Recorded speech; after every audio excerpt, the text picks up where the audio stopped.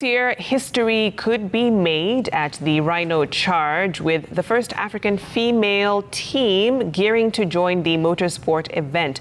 A group of 4 determined Kenyan women are looking to take on the rough terrain of the Rhino Charge circuit and throw off the age-old stereotypes that women make poor drivers or don't even know what's under the bonnet.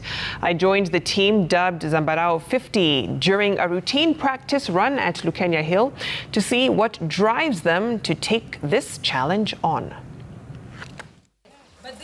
Kitted and ready to go, this quartet of women are off to take on a challenge that, if successful, would see them make history at this year's Rhino Charge. They go by the name Zambarau 50. Their slogan, Heels on Wheels. Yep, let's do this! We follow them up the Lukenya Hill,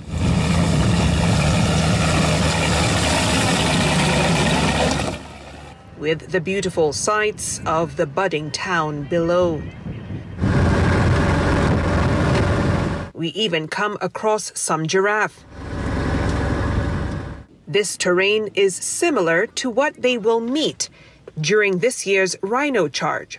This 44-year-old Land Rover that once took on the unforgiving Rhino Charge terrain many years ago is the vehicle they are betting their hopes on. Winnie Maru, the team lead and navigator, says it's been a hefty investment. By the time we picked it, it was literally what you'd call a rust bucket. There was, we had to work on the body, we had to work on the engine. We replaced the doors, we replaced the bonnet. The engine required a mini engine overhaul. We had to replace the piston rings.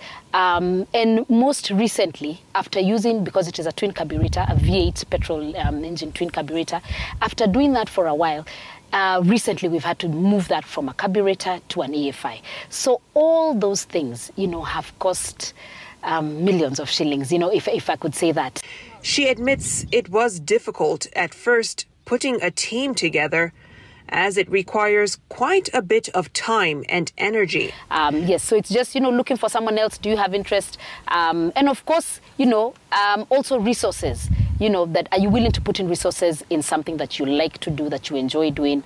Are you willing to put in the time? Because it does take up a lot of time, literally now, it's like 2 days a week. And as we go closer to the charge, we might just be doing this weekly. And especially for us who are first timers, we have to put in our all, because we've not done this before. The Rhino Charge rules require a crew must consist of not less than 2 people and not more than 6, including the driver.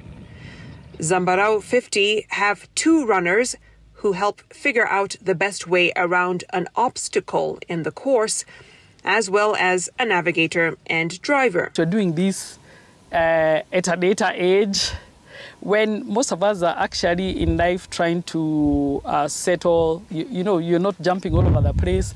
You're finding maybe hobbies to do with your life. You're finding a purpose. So it's very exciting. But beyond meeting the criteria, Zambarau 50 is looking to make history, being the first African all-female team to enter the Rhino Charge. This is what they'll encounter: 13 checkpoints scattered over approximately 100 square kilometers of rough terrain, all within a 10-hour period. First of all, by the way, somehow to some extent, people say that the driver is just literally just controlling the machine. But as a team, we have to work together, gel together. First, the day before, we have to read maps, and I have to trust that the map reading and the points that the route that we are mapping is a route that we can use, and the route will get us to the point. So basically, first I have to understand that we are all gelling. Agnes hopes their presence in the competition inspires other women to venture into motorsport events. Winnie, who is an avid off-roader and serial attender of past Rhino Charges, now crosses into the territory of participant. Her why is far bigger than making history, though. love off-roading. And if you look at this country, the places where you can do off-roading are dry areas, semi-arid areas where you have good terrain for you to enjoy what off-roading is all about. Now, a lot of the times when I would come back home, I come back with memories of girls who I have seen in those places walking with jerry cans, girls not going to school because they're going out to fetch water. And it is obvious, climate change has really affected women and girls. Being a woman myself, there was no way that I could continue just watching the TV screens or, you know, just giving them one bottle because you're on safari and you give them one bottle, but that's not sufficient enough. So the Rhino Charge for me posed a way in which I can enjoy off-roading and also do conservation while at it. With 76 days to go until the Rhino Charge, Zambarau 50 hopes to be one of 65 teams participating, but they can only do that if more people and organizations buy in and champion their cause.